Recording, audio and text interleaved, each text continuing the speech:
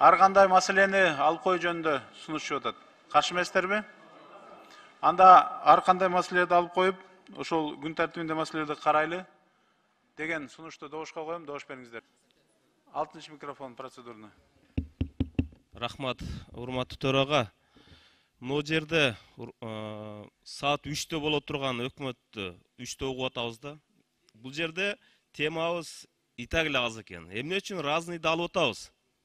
Могу жердеги урматтуу мына депутаттар канча деген көтөрө турган элдин маселелери турат. Эмнеге мындан качып атабыз? Үстүдөн разный болбосун, сүйлөбөгүлө десе сүйлөбөйсүңөр, өзүңөр жабып аласыңар. Бир мындай өзүңөрдүн позицияларды кармасаңар жакшы болмок эле, бирок уятта негизичи. Канча деген айта турган. Анда саат 1-ге же 2-ге жылдыргыла, анда өкмөт келсин ошого.